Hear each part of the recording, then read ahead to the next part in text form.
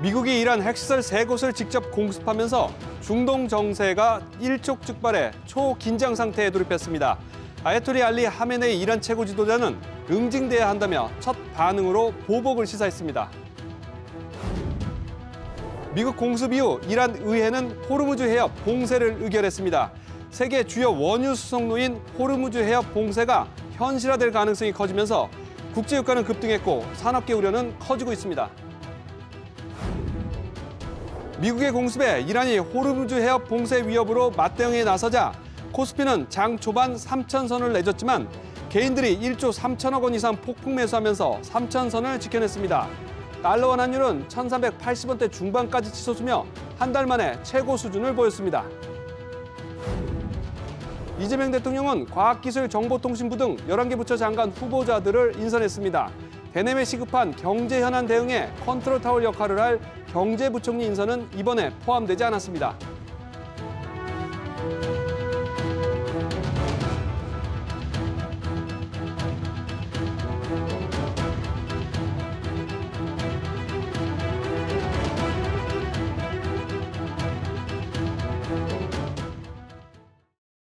여러분 안녕하십니까?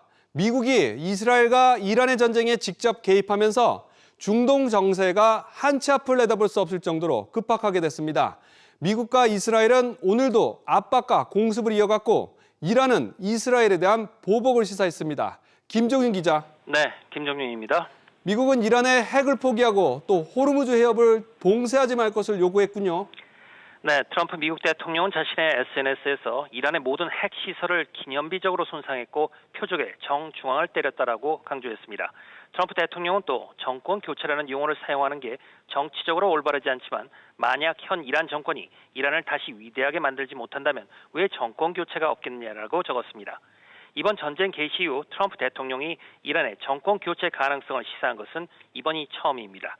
벤스 부통령도 MBC와 인터뷰에서 이란 경제 비중이 절대적인 석유 수출 경로 호르무즈 해협 봉쇄는 이란 입장에서 자살 행위라며 이를 포기하라고 요구했습니다.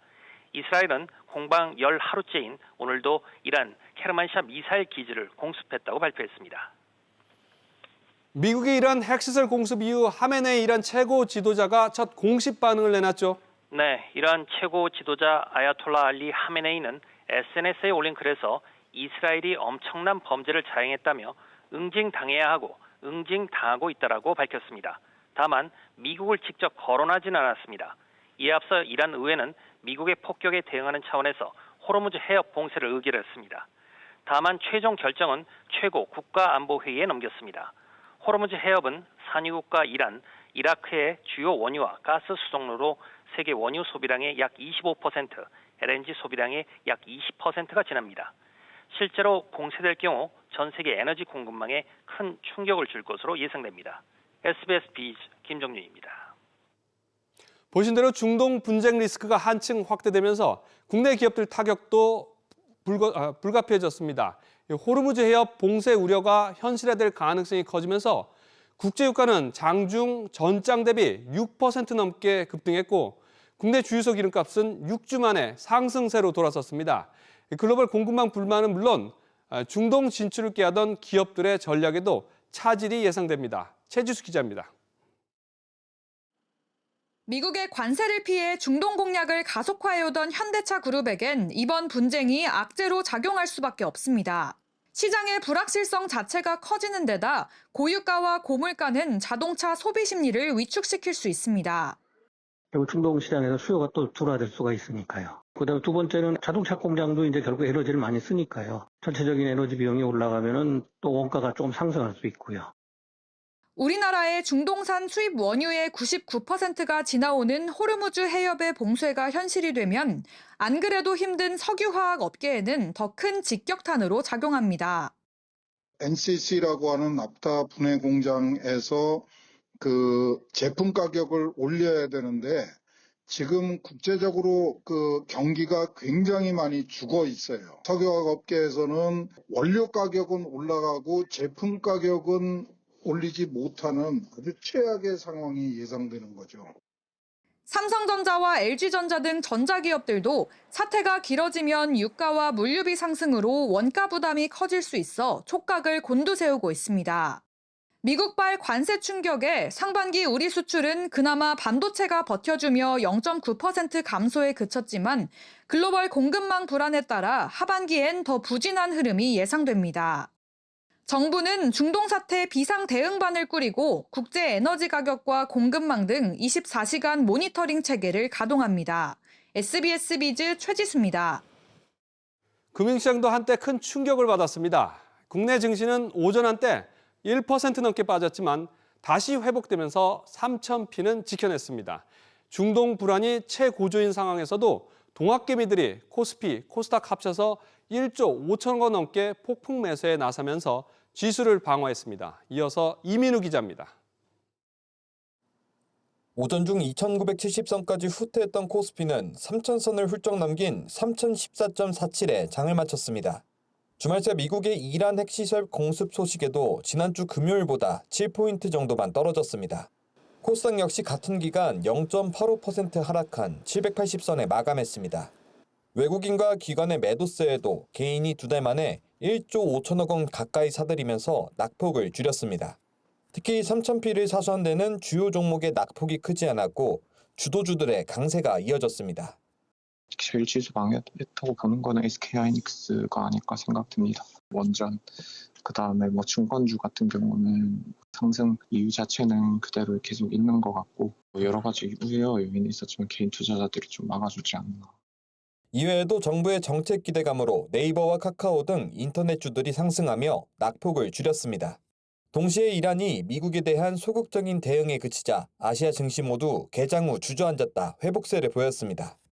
호르무즈 해협 봉쇄 가능성은 낮고 봉쇄한다 하더라도 일시적일 가능성이 높다고 보고 있어서 단기 변동성을 자극하는 정도로 생각하고 있지 큰 변곡점으로 생각하지 않고 있습니다. 다만 달러원 환율은 중동 불안에 18원 70전 치솟은 1384원 30전의 주간 거래를 마쳤습니다. SBS 비즈 이민우입니다. 우리 정부도 이번 중동 사태 악화로 초비상 상태에 들어갔습니다. 외환과 금융 등 우리 경제 상황도 불안정해 있다고 보고 관련 대책 마련에 나섰습니다.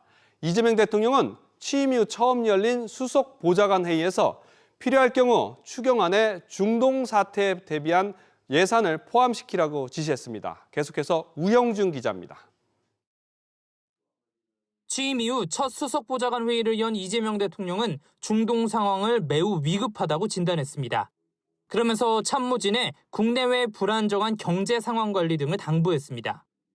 경제 상황, 특히 외환, 금융, 자본시장이 상당히 많이 불안정해지고 있습니다. 필요한 조치들을 최대한 찾아내서 신속하게 조치해 주시기를 바라고. 중동 사태 여파로 유가와 연동한 물가 상승에 따른 대책 마련도 주문했습니다. 안 그래도 지금 물가 때문에 우리 서민들, 국민들의 고통이 큰데 유가 인상과 연동돼서 물가 불안이 다시 시작되지 않을까 우려됩니다. 합당한 대책들을 충분히 강구해 주시기 바랍니다. 2시간 동안 진행된 수석 보좌관 회의에선 R&D와 예산 배분, 소상공인 자영업자 대책 등 11가지 현안을 보고를 받았는데 특히 소상공인 자영업자 채무에 대한 대책 마련을 주문했습니다. 소상공인 자영업자 대책에 관해서는 채무 부담을 줄여줄 수 있는 과감한 대책을 주문하셨습니다. 그러면서 정부가 내놓은 30조 5천억 원 규모의 추경안에 중동 사태 관련 추가 추경을 포함할지에 대해서도 검토해달라고 지시했습니다. 한편 이 대통령은 경제 불확실성이 더 확대되지 않도록 대통령실을 비롯해 전부처가 비상대응 체계를 거쳐 비상대응을 해달라고 주문했습니다. SBS 비즈 우형준입니다. 이런 가운데 새 정부 출범 이후 첫 한미 관세 협상이 시작됩니다. 다만 악화된 중동 정세로 다음 달 초로 예정됐던 협상안 마련 시한에도 변수가 생길 가능성이 큽니다. 유정현 기자입니다. 한미 양국은 당초 관세와 관련해 다음 달 8일 전까지 이른바 줄라이 패키지를 도출하기로 협의해왔습니다. 하지만 당초 정한 협상 시한도 달라질 수 있습니다. 지금 현재 미국 내 상황도 굉장히 가변적입니다. 정치적으로도 그렇고 경제적으로도 그렇고. 그래서 우리가 7월 초의 상황을 지금 현재 예단하기는 어려울 것 같고요. 중동 사태가 미국 정부의 최대 현안으로 떠오르면서 한국과의 관세 협상이 우선순위에서 밀릴 공산이 큽니다. 미국이 팀으로 움직이는 게 아니라 거의 트럼프 독단적으로 행동하는 경우가 많은 것 같아요. 그러니까 트럼프 관심은 그쪽에 있겠죠. 이란 쪽에. 관세 협상 이쪽은 동력이 떨어질 가능성이 있죠. 여기에 새 정부와의 첫 관세 협상인 만큼 논의 범위에 변화가 생길 가능성도 있습니다. 당장 협상 의제로 올라와 있진 않지만 미국이 꾸준히 거론해온 방위비 문제 등이 대표적입니다. 방위비 분담 문제 이런 것들은 이미 논의가 되던 거기 때문에 기존의 협상 의제에 추가해서 패키지로 묶어서 포괄적인 협상이 될지 하는 것은 이번에 가서 협상의 범위와 시간에 대한 검토와 논의가 있지 않을까. 상호관세 발효까지 약 2주가 남은 상황에 요동치는 국제정세가 더해지며 이제 막 미국과 접촉한 새 정부의 셈법은 더 복잡해지고 있습니다. SBS 비즈 유정현입니다.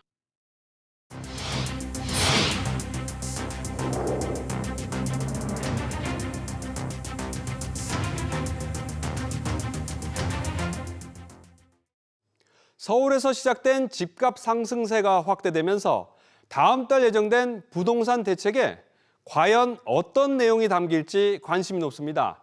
새 정부는 세금이 아닌 공급으로 집값을 해결하되 신도시는 없다고 선을 그었는데 재건축 활성화와 대출 규제 이 두 가지가 핵심 키워드가 될 가능성이 높습니다. 이 내용은 박연신 기자가 취재했습니다. 지난주 서울 아파트값은 0.36% 올라 문재인 정부 시절인 지난 2018년 9월 둘째 주 이후 최대의 상승폭을 기록했습니다.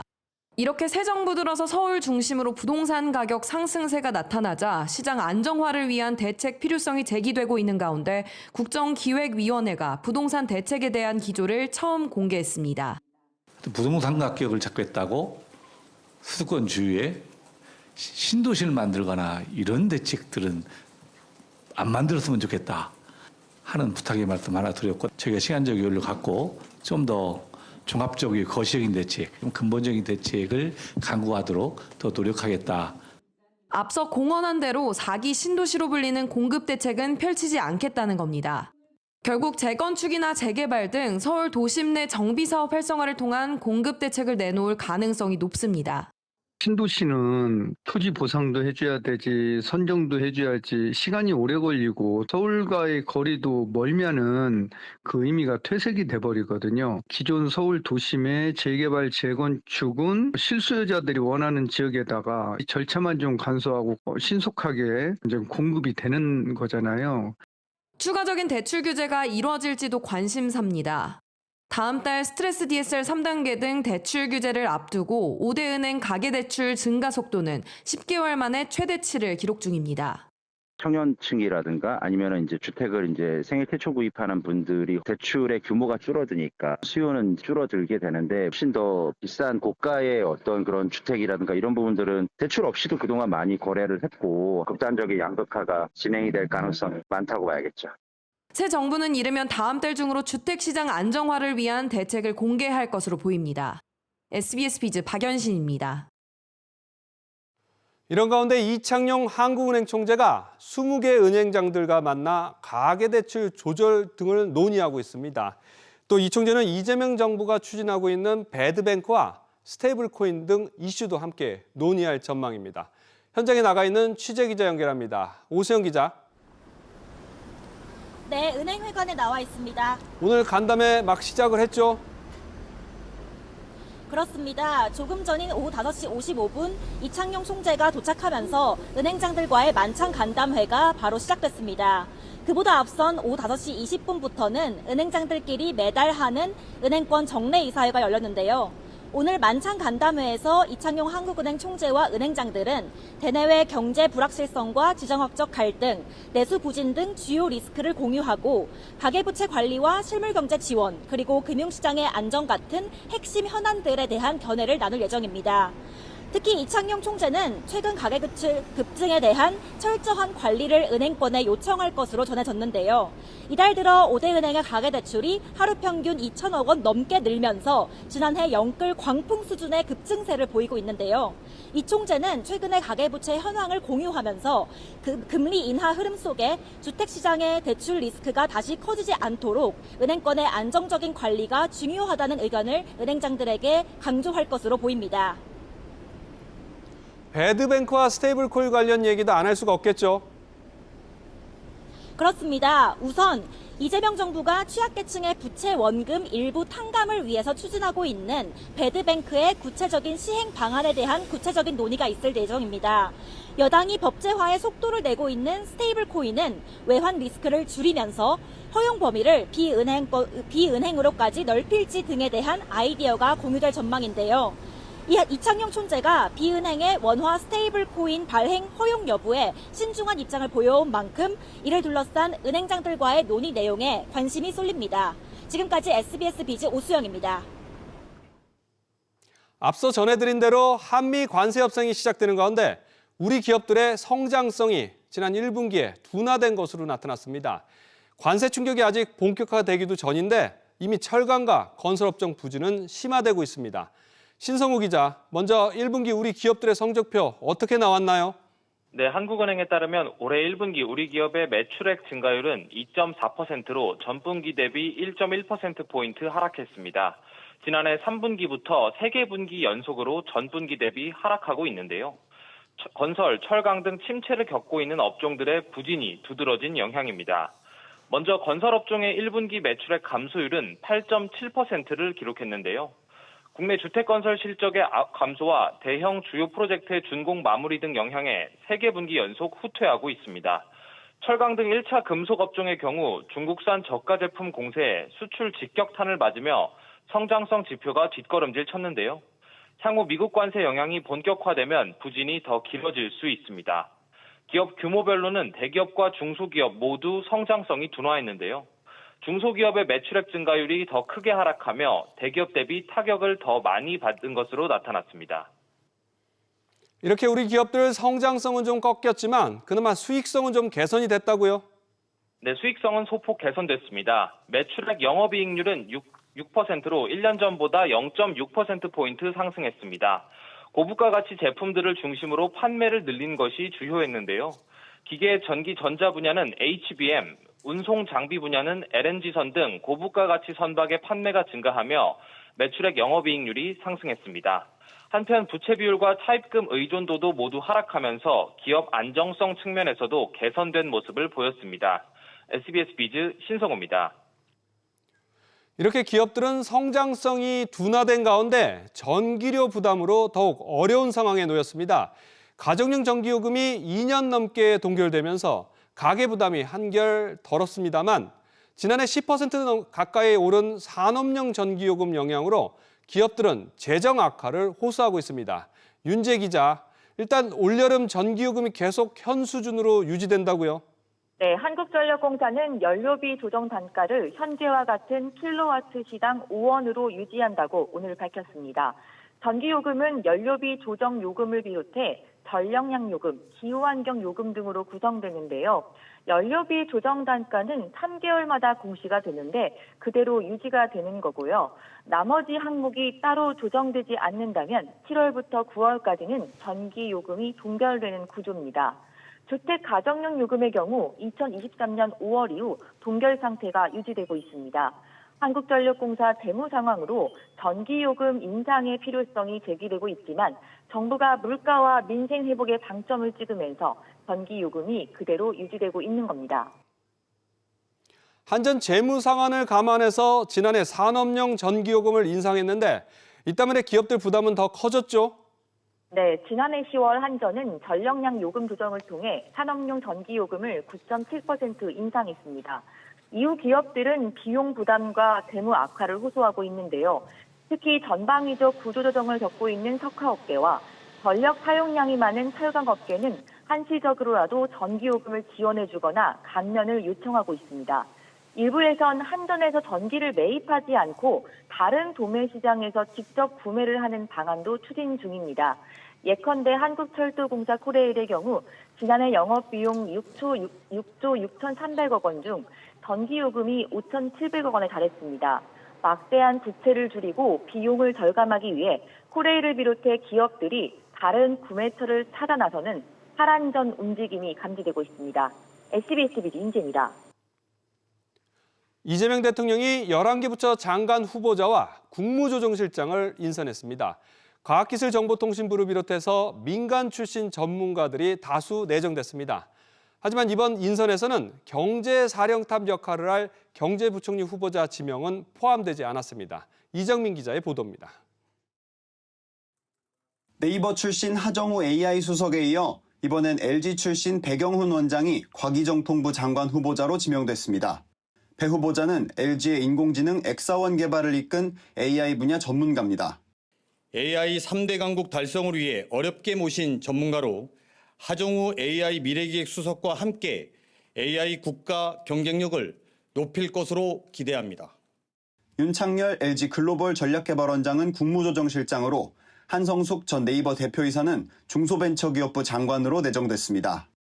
대통령실 관계자는 기업 출신 인사 발탁에 대해 경제 위기 상황과 5에서 10년 후 먹거리가 보이지 않는 상황에 대응하기 위해서라고 설명했습니다. 외교부 장관에는 조현 전 유엔 대사, 국방부 장관엔 민간 출신인 안규백 의원이 지명됐습니다. 김영훈 전 민주노총 위원장은 고용노동부 장관으로 내정됐고 송미령 농림축산식품부 장관은 유임됐습니다.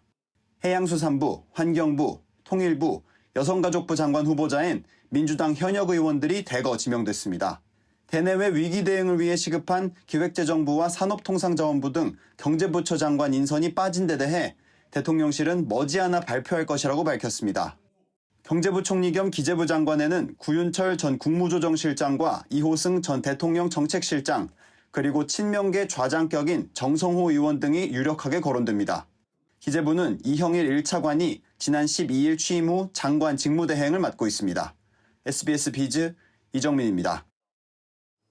대규모 판매대금 미정산 사태로 재정위기에 빠진 티몬의 회생기획안이 법원에서 강제 인가됐습니다. 이로써 신선식품 배송 전문 기업인 오아시스가 티몬을 인수할 수 있게 됐습니다. 최윤아 기자, 지난주 관계인 집회에서 인수가 불결됐는데 결과가 바뀌었군요. 네, 서울회생법원이 티몬의 회생기획안을 강제로 인가한 겁니다. 법원은 상고래 채권 회생 채권자를 위해 권리보호 조항을 정해 강제 인가 결정했다고 밝혔습니다. 지난 20일 안준영 오아시스 대표 등 티몬 관계인 집회에서는 중소상공인과 소비자로 구성된 상거래 채권 회생 채권자 측의 반대로 회생기획안이 부결되면서 인수가 무산되는 듯 했습니다. 그러나 법원은 상거래 채권자를 제외한 나머지 채권자들의 동의율이 큰 점, 또 회생계획 인가 전 인수합병이 성사돼 인수대금이 모두 납입된 점, 사업을 계속 영위하면 근로자 고용보장에도 도움이 되는 점 등을 고려해 강제 인가를 결정했다고 설명했습니다. 이제 티몬 인수길이 다시 열렸는데 그럼 앞으로 어떻게 되는 건가요? 네, 오아시스는 티몬에 대한 법원의 회생 절차와 함께 인수합병을 통한 정상화에 속도를 낼 전망입니다. 인수대금은 116억 원, 추가 변제해야 할 미지급, 임금 등 65억 원을 합치면 실질 인수대금은 181억 원 수준입니다. 오아시스는 약 500만 명으로 추산되는 티몬의 기존 고객층을 흡수하면서 기존의 식품 새벽 배송을 넘어 비식품을 아우르며 몸집을 키울 것으로 보입니다. 오아시스 모회사인 지어소프트는 최근 일부 직원들을 티몬 시스템 복구에 투입하고 티몬이 영업 재개를 염두에 두고 채용한 경력직 인력도 오아시스 본사로 출근하고 있는 것으로 전해집니다. SBS 비즈 최윤아입니다. 정부가 소득세 과세 체계를 개인 단위에서 가족 단위로 전환하는 방안을 검토하고 있습니다. 결혼과 출산을 하면 세금 부담을 줄여주겠다는 건데 다만 세수 감소와 형평성 문제로 제도화까지는 갈 길이 험난할 전망입니다. 이 내용은 정윤영 기자가 취재했습니다. 지금은 가족 구성원마다 번 돈만큼 따로 세금을 내지만 가족 중심 과세 체계는 가족이 함께 번 소득을 기준으로 세금을 계산하는 방식입니다. 가정을 꾸릴수록 세금 부담이 주는 저출산 대응형 과세 체계로 미국과 프랑스 등이 쓰고 있습니다. 예를 들어 남편이 1억 원, 아내가 5천만 원을 벌어 개별 신고한다면 고소득자인 남편은 높은 소득세율을 적용받습니다. 그런데 부부가 합산으로 신고하면 총 소득 1억 5천만 원을 반으로 나눈 7,500만 원에 대한 세금을 산출한 뒤 2배를 곱한 것이 최종적인 세 부담입니다. 부부에게 2명의 자녀가 있다면 세금은 더 줄어듭니다. 프랑스가 이 방식을 쓰고 있는데 부부의 총 소득을 가족 구성원 수로 나누기 때문에 아이를 많이 낳을수록 세금은 더 감소합니다. 고소득 외벌이의 경우 개인 단위로 소득세가 과세될 때보다 절세 효과가 훨씬 커집니다. 문제는 세수 감소입니다. 조세재정연구원에 따르면 최대 32조 원의 세수가 줄어들 것으로 예상됩니다. 1인 가구에는 역차별로 작용할 수 있습니다. 1인 가구를 유지하거나 현대사회의 복잡한 가족관계에서 다양성을 배제하는 측면에서는 오히려 불합리한 측면도 보일 수 있어서 이런 것들이 부각되지 않도록 잘 조정할 필요가 있다고 저는 생각을 합니다. 국정기획위원회가 조세재정 TF를 통해 종합 논의에 들어간 가운데 과세체계 전환에 따른 부작용을 최소화하는 것이 핵심 과제로 떠올랐습니다. SBS 비즈 정윤영입니다. 이틀 연속 전산 장애가 발생했던 키움증권에서 2달 만에 또다시 거래 지연 사고가 발생했습니다. 키움증권에 따르면 지난 20일 오후 5시 41분쯤 MTS와 ATS에서 1분간 매매 지연 사고로 일부 고객이 주식 거래를 하지 못했습니다. 키움증권은 지난 4월 초에도 이틀간 주문 체결이 지연되거나 이뤄지지 않는 문제가 발생해서 금융감독원이 수시 검사를 한 바 있습니다. 카페에서 장시간 자리를 잡고 앉아 공부하거나 업무를 보는 이른바 카공족, 여러분들은 어떻게 생각하십니까? 최근에 스타벅스에서 개인 칸막이까지 쳐가면서 마치 개인 공간처럼 이용한 사례가 SNS를 통해서 전해지면서 논란이 확산되고 있습니다. 정대한 기자가 시민들은 어떻게 생각하는지 의견을 들어봤습니다. 모니터 거치대와 키보드 설치는 기본, 얼굴이 가려질 만한 높이의 칸막이까지 세웠습니다. 사무실이나 독서실이 아닌 한 스타벅스 매장 테이블인데 심지어 이렇게 자리를 잡아놓고선 3시간 넘게 외출을 하기도 했습니다. 개인 노트북이나 뭐 책 펼쳐놓고 개인 공부하는 거 정도는 괜찮다고 생각하는데 데스크탑이나 뭐 프린터기 설치하는 거는 좀 도를 좀 넘어서지 않았나. 커피 마시러 들어갔을 때 그렇게 앉아 있으면은 또 영업하는 사람도 걱정되고 우리는 우리대로 또 좀 뜯을 수 있는 문화를 즐기러 갔는데 그렇지 못하니까 우리는 좀 싫어요. 너무. 집에서 하지 왜 공부를 여기까지 와서 할까? 업주분 입장에서도 좀 수익이 많이 안 나올 수도 있고 그리고 다른 식당에 비해서 회전율도 많이 적어지기 때문에 한국외식산업연구원에 따르면 개인 카페 기준으로 4,100원짜리 커피 한 잔을 구매한 손님이 매장을 이용한 시간이 1시간 42분을 넘으면 가게는 손해를 보기 시작합니다. 이로 인해 최근에는 이용 시간을 제한하거나 콘센트를 막아놓는 카페들도 생겨나고 있습니다. 자유시장 경제에서 자기가 지불한 금액보다 과다하게 자리를 차지하고 있거나 뭐 그러면 그거는 소비자가 잘못한 거다. 카페 시장이 성장함에 따라 카공족 논란도 커지는 만큼 보다 성숙한 시민의식이 필요하다는 지적이 나옵니다. SBS 비즈 정대한입니다. 안녕하세요. K웨더 라이프스타일 예보 박소훈입니다.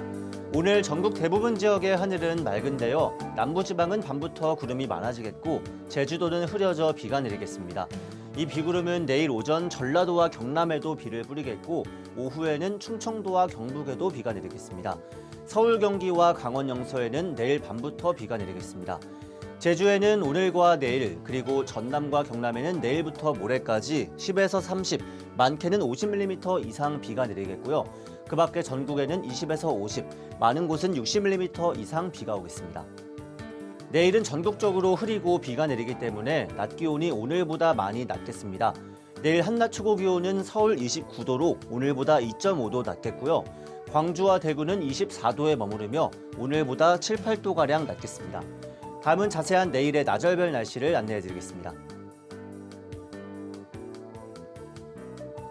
중부지방 구름 많다가 점차 흐려져 저녁부터 비가 내리겠습니다. 서울, 수원 21도, 대전, 세종 20도로 아침을 시작해서 낮에는 서울, 춘천 30도, 대전 25도, 청주는 27도를 보이겠습니다.